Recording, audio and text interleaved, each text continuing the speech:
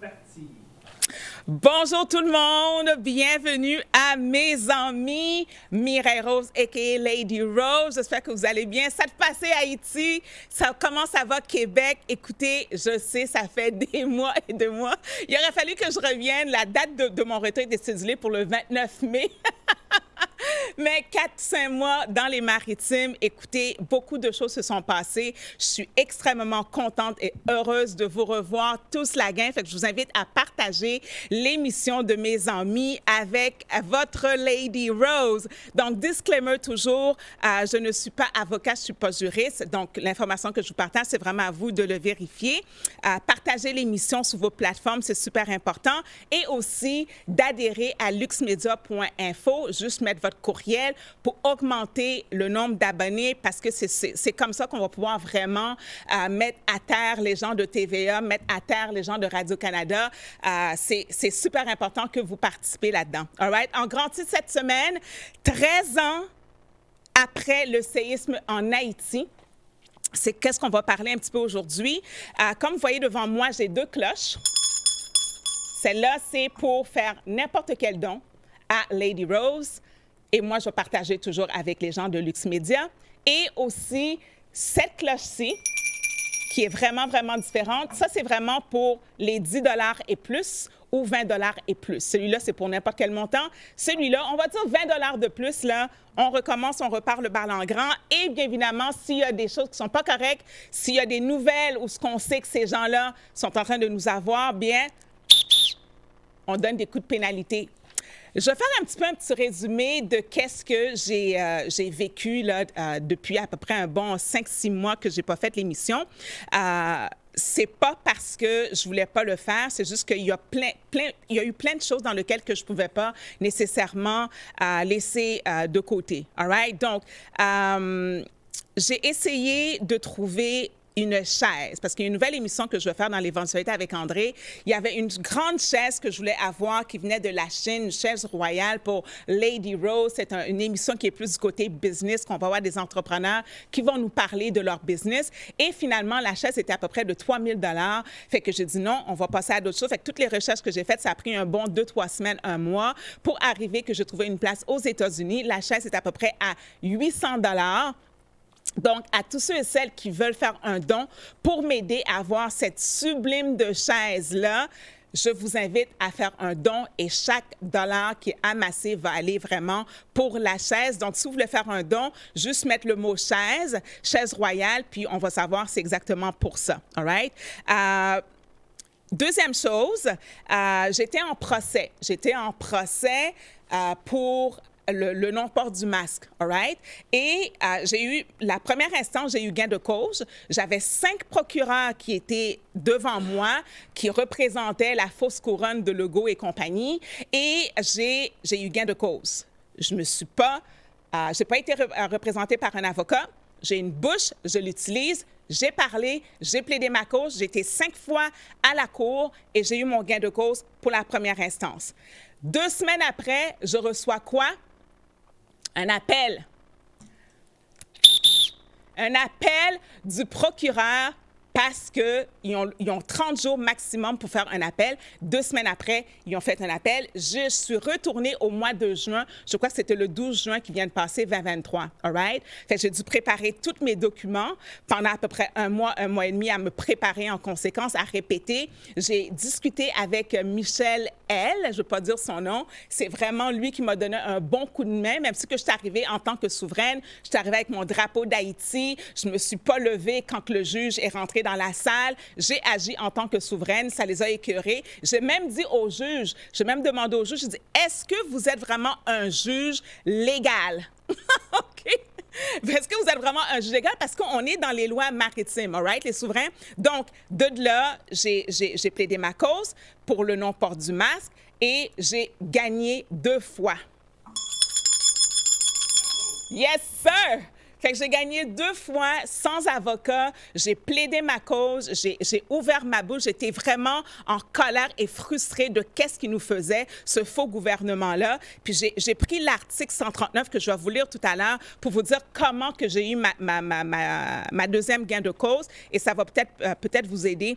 Qu'est-ce que j'ai vu là-dessus. All right? Donc, c'est super génial, je suis très, très contente, mais là, je suis de retour. On va commencer à faire les émissions 2 fois par mois, tranquillement, pas vite. On va voir comment que l'horaire de l'X-Média avec André se prépare, mais grosso modo, c'est ça. Donc, on va rentrer dans le vif de l'actualité aujourd'hui, les souverains. La première chose que j'ai pour vous, c'est la frontière avec Haïti fermée jusqu'à l'abandon du projet du canal. All right?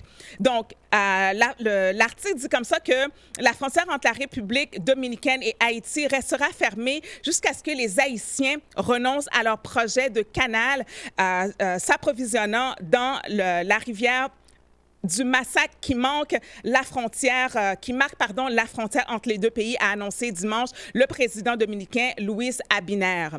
Ces mesures a-t-il appelé comprenant la fermeture des frontières terrestres, aérienne et maritime avec Haïti, l'interdiction de séjour en République dominicaine des promoteurs du projet et de déploiement de l'année tout le long de la frontière. Il s'agit d'une réponse forte que lui, il dit, ce monsieur-là, le président Abinader, OK? Le président qui a fait la lutte contre l'immigration clandestine et un de ses chevaux de bataille a fermé la frontière entre la rétorsion à la construction du canal. Moi, une des choses que je me dis, ça a été mon raisonnement, mais il se prend pour qui, ce Luis Abinader-là? Parce qu'il ne peut pas empêcher les Haïtiens de faire un canal à partir de leur propre territoire. Les Haïtiens sont en train de construire le canal, ils sont en train de le construire sur Haïti même, pas sur l'île de la République dominicaine. Pourquoi il veut empêcher ça? Ils sont dans leur territoire et c'est pas normal que ce monsieur-là refuse que les gens travaillent dans leur pays. C'est comme si que moi, j'arrive ici, puis je dis, André, regarde, ton affaire de l'X-Média, enlève ça de là, moi, je fais qu'est-ce que je veux ici. Non, ça fonctionne pas. C'est son territoire à lui, c'est son terrain, c'est sa business, c'est là que lui travaille. Pourquoi que ce président-là, République dominicaine, Abinader, prendrait avec cette audacité-là de dire comme ça que oui, les Haïtiens, ils peuvent même pas creuser un canal dans leur propre territoire, dans leur propre terre. Right? Depuis 2010, Haïti a pris à lui seul à se démerder de cette catastrophe supposément naturelle. Moi, personnellement, je crois vraiment qu'il y a utilisation du système HAARP. Là. Faites une recherche là-dessus, H-A-A-R-P. C'est un système, dans le fond, qui peut vraiment faire des tremblements de terre, qui peut vraiment faire des séismes, des tsunamis, partout où ce que c'est visé. Souvenez-vous qu'est-ce qui est arrivé à Hawaï il n'y a pas longtemps, right? Est-ce que vous avez vu les beams bleus qui étaient vraiment dirigés, que ça sortait du ciel out of nowhere? C'était vraiment dirigé dans des secteurs spécifiques. Aucun secteur de tous les millionnaires, les milliardaires n'a été affecté de 2 secondes. Moi, c'est la chose que je me demande. En 2010, là, comment ça se fait que l'île est divisée à 50-50 entre Haïti et la République dominicaine? Un séisme qui a fait un dégât apocalyptique en Haïti, ça n'a même pas touché la République dominicaine. Pour moi, je crois que c'est vraiment le système HAARP qui a été utilisé en Haïti et à cause de ça, ces gens-là se permettent d'agir et de traiter les Haïtiens comme si c'était des vauriens.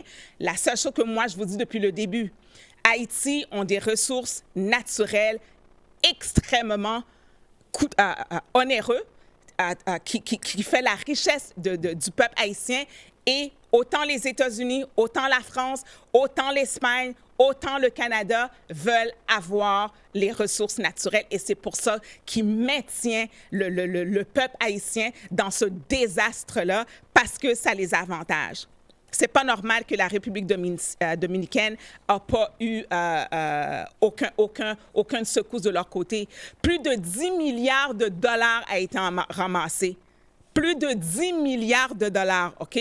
Puis ils disent comme ça que que la compagnie, la fondation Clinton, les ONG, qu'est-ce qu'ils ont fait avec l'argent? Pourquoi que l'argent n'est pas arrivé aux Haïtiens, au peuple haïtien directement? C'est pas normal. C'est parce qu'ils veulent mettre tout simplement à terre et tuer les Haïtiens pour eux autres mêmes s'approprier de la terre de nos ancêtres et enlever tous les Haïtiens d'Haïti. C'est ça qu'ils veulent parce qu'il n'y a pas, moi je vois pas autre chose que ça là.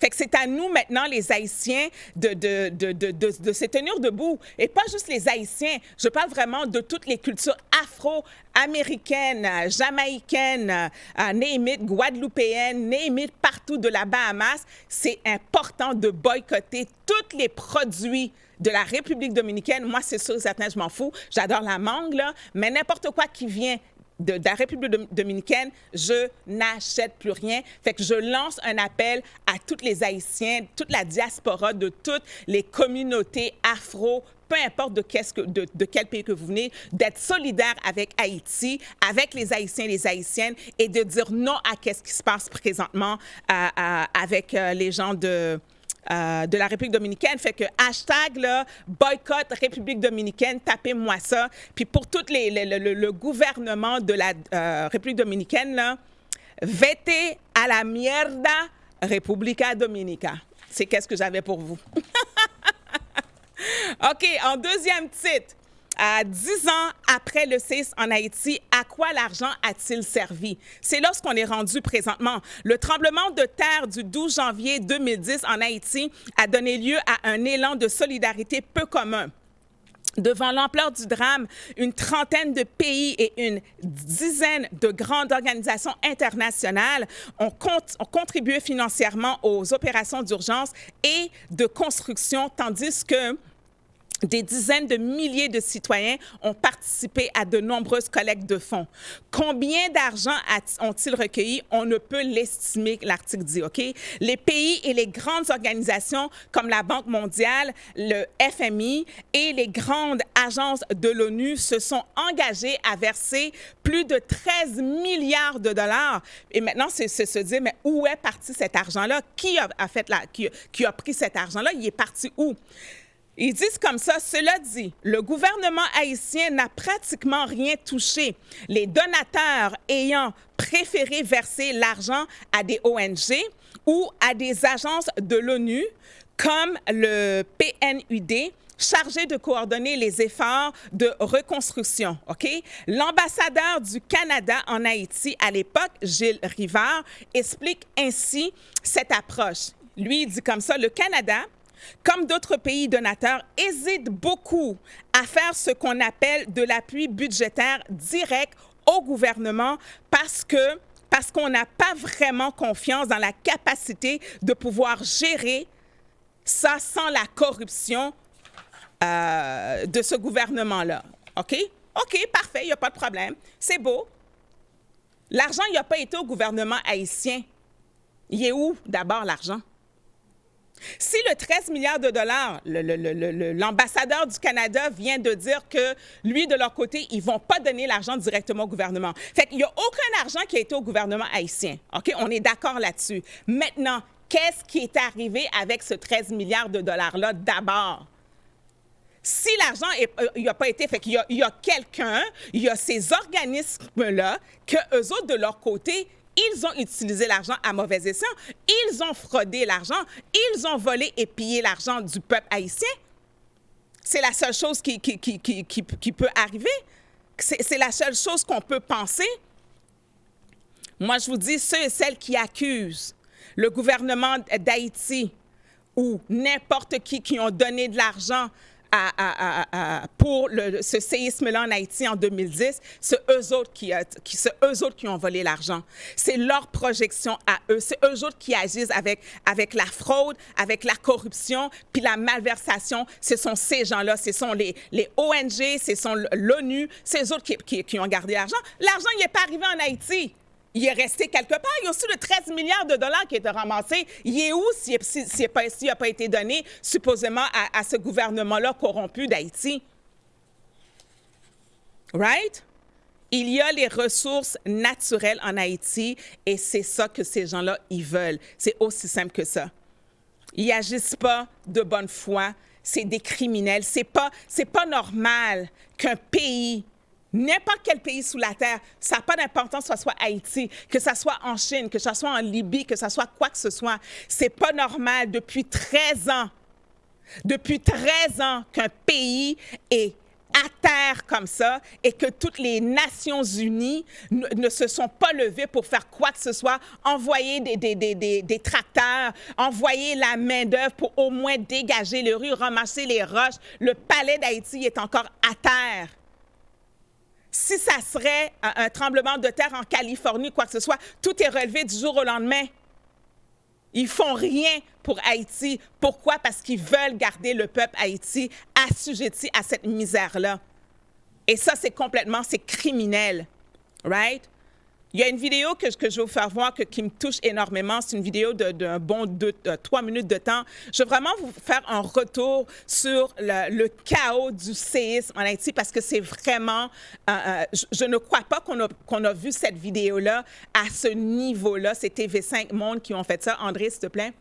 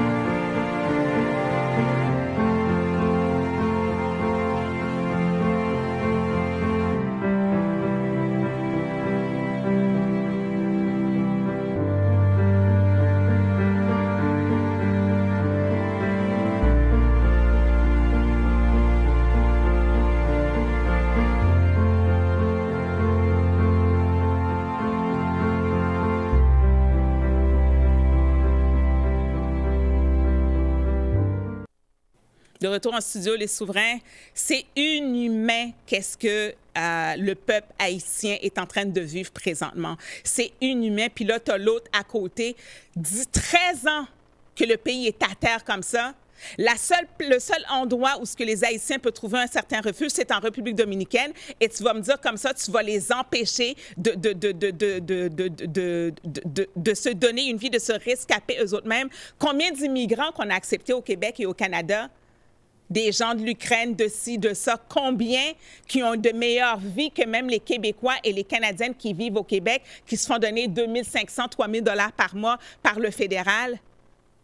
Puis là, vous allez me dire comme ça que vous n'êtes pas capable. L'argent est où? Il y a 13 milliards qui ont été ramassés. Qu'est-ce qui a été fait avec cet argent-là?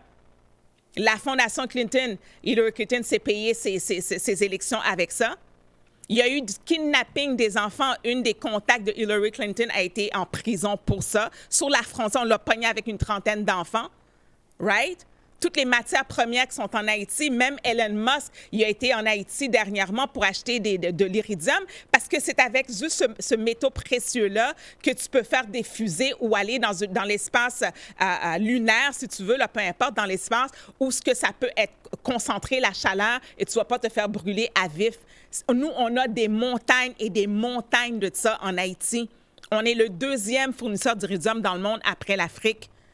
Ils veulent détruire Haïti et juste piller les ressources humaines et les 11 ou les 12 millions d'hommes et de femmes qui tiennent la terre de nos ancêtres depuis que moi, j'ai quitté ce pays-là. Je le lève vraiment fier chapeau et je prie vraiment que tous les Haïtiens de la diaspora, les Africains, les Jamaïcains, de partout, puissent se rallier. Parce que si tous les peuples afro se lèvent ensemble, c'est clair que tous les colonisateurs, là, tous ces pays-là, là, toute la France, les États-Unis, name it, là, tous les pays colonisateurs, ils vont tomber à terre, ils vont broyer leurs âmes parce qu'on a trop de ressources naturelles dans lesquelles que ces gens-là dépendent.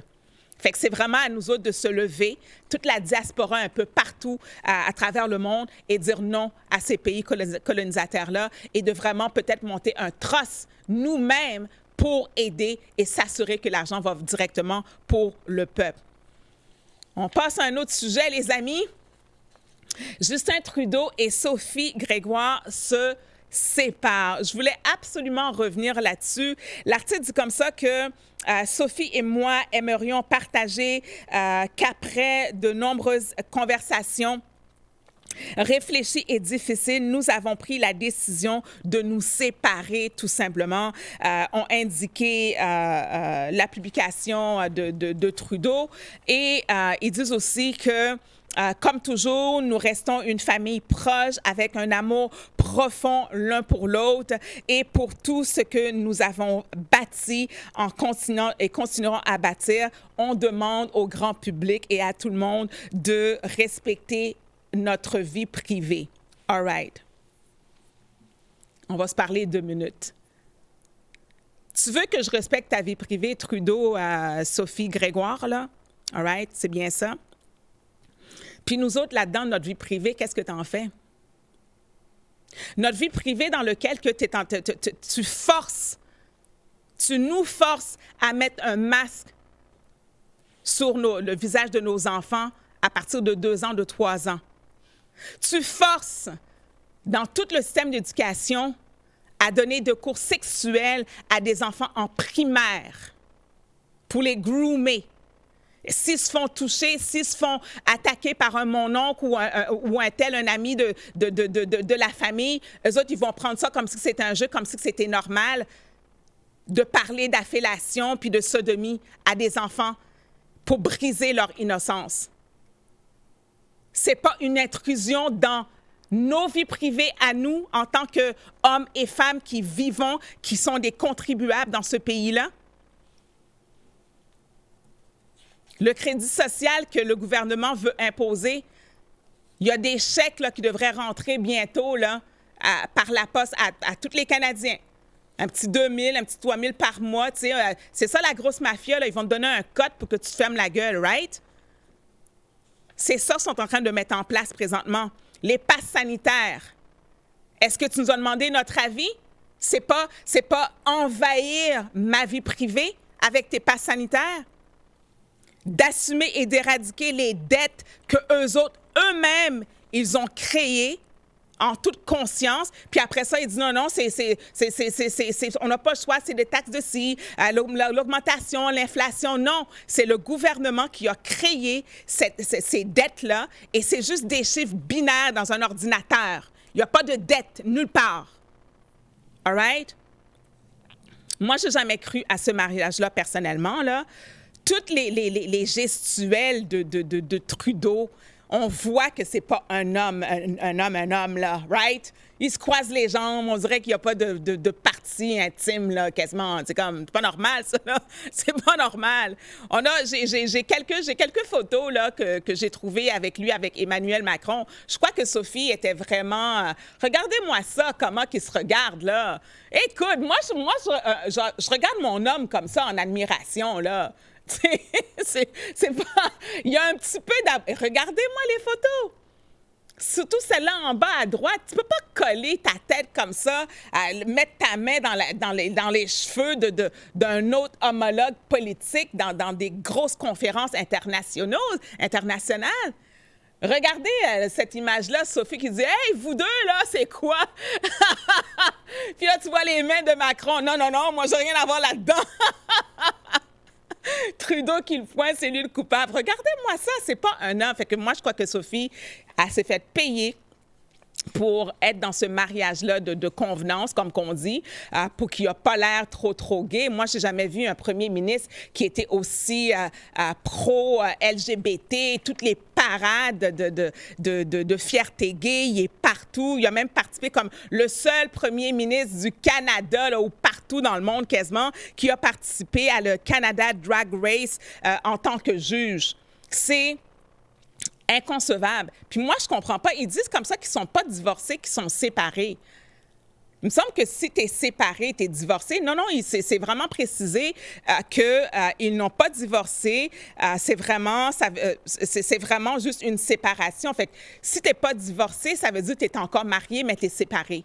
Ça ne tient pas la route, leur affaire. Il y a une gamique là-dedans dans laquelle que j'adhère tout simplement pas. Tout ça, c'est bizarre à mon goût. Je voulais absolument revenir là-dessus parce que c'est aberrant que cet homme-là, cette femme-là, nous exige et demande qu'on laisse leur vie privée de côté, mais pour nous autres, en tant qu'hommes et femmes qui vivons, qui contribuent à tous les paiements, toutes les taxes sur le revenu, les taxes de carbone, les taxes sur ci, les taxes sur ça, c'est absolument exécrable que ces gens-là, ils ont l'audacité de nous demander de garder leur vie privée puis de ne pas se mêler de leurs affaires. Mêle-toi donc de tes affaires à toi, Trudeau, puis fiche-nous la paix à notre vie privée, à nous. Puis je suis très contente que vous êtes séparés.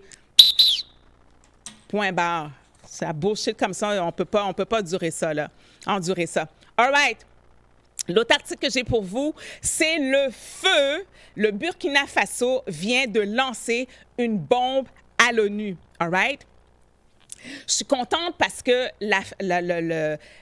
l'Afrique se lève finalement et dit non à la France colonisateur. Le capitaine Traoré et son armée tiennent tête forte à la France et tout autre pays colonisateur qui veulent s'infiltrer dans les affaires de leur pays souverain. Je trouve ça absolument génial. Donc, le temps arrivera bientôt où toutes les nations africaines, haïtiennes, jamaïcaines, guadeloupéennes se tiendront ensemble et fermeront toutes leurs ressources à ces pays colonisateurs.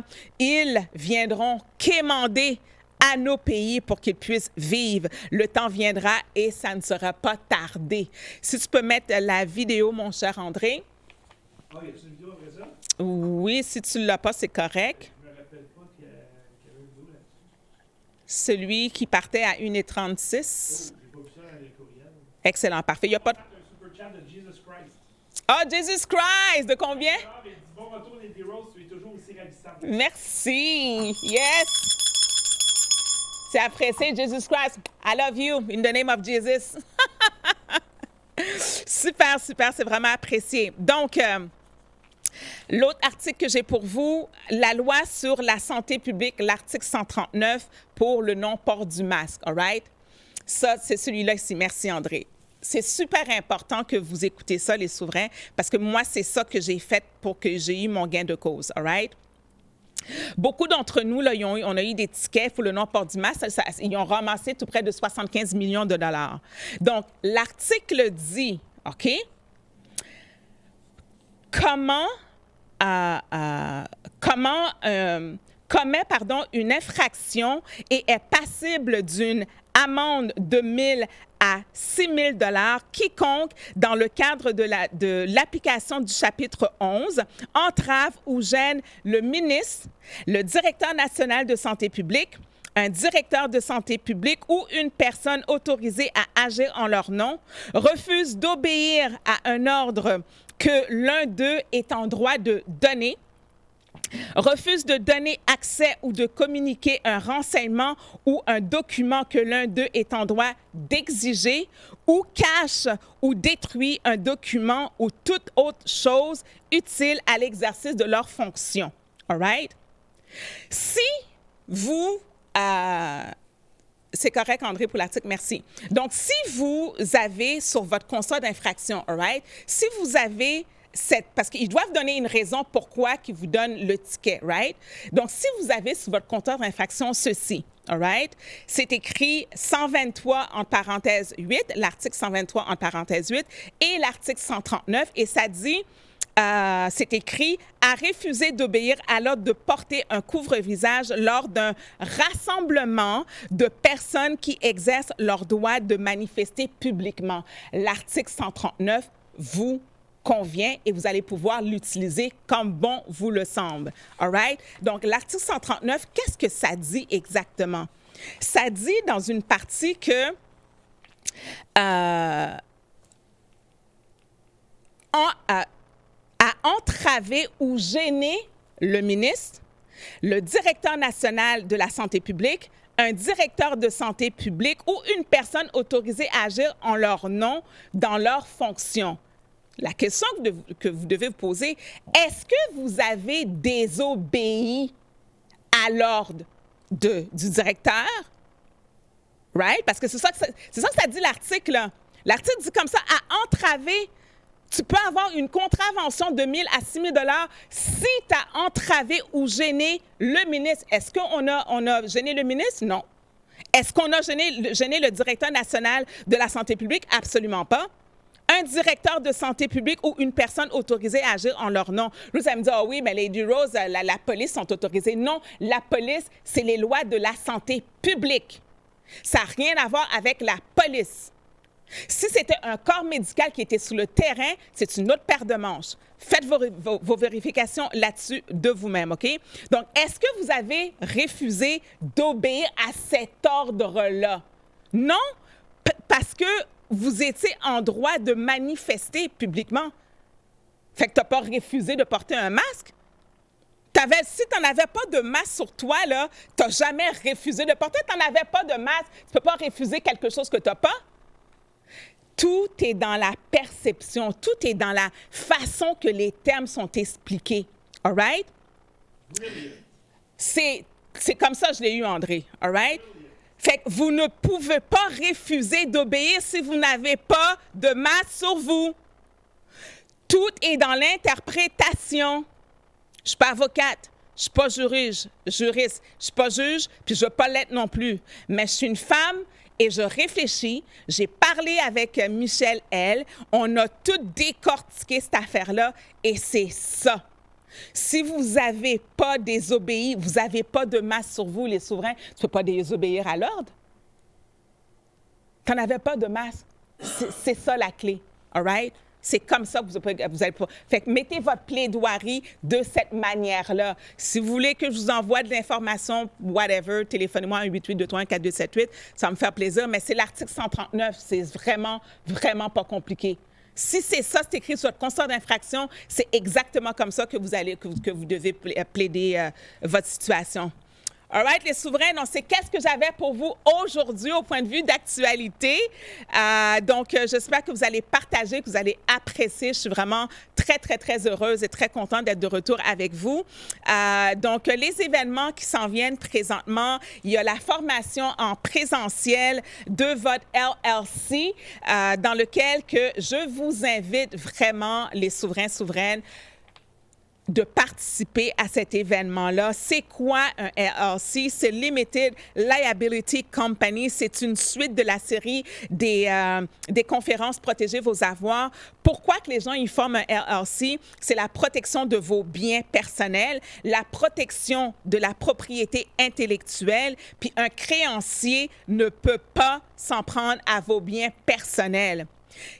Qu'est-ce que vous allez apprendre dans cette formation-là? Comment créer votre LLC par vous-même sans des frais d'avocat coûteux? Devenir et découvrir et définir c'est quoi le LLC? Démonstration étape par étape de la création du LLC. Comprendre les avantages d'exploiter un LLC et surtout avoir une adresse dans une autre juridiction que le Québec et le Canada. Bien évidemment, vous allez avoir du réseautage. L'événement va être super. Le formateur, c'est Denis Drapeau et moi, Lady Rose, productrice et maîtresse de cérémonie. Ça va se faire le 2 décembre, samedi le 2 décembre à partir de 13h. Les gens qui vont payer le billet vont recevoir l'adresse. Donc, c'est vraiment pas compliqué. C'est 79 $ avant le 26 novembre. Après, c'est 99 $. Ça vaut vraiment la joie de venir à cet super de bel événement, faire du réseautage, échanger et surtout savoir comment protéger vos avoirs. C'est capital, c'est important. On vit dans un système présentement dans lequel on peut se faire ramasser, tabasser. Puis moi, je reviens toujours à cet exemple-là. Si les camionneurs avaient eu un LLC dans une autre juridiction que le Québec et le Canada, on aurait gagné ce combat-là, les souverains. On l'aurait gagné, c'est sûr, ce serait certain.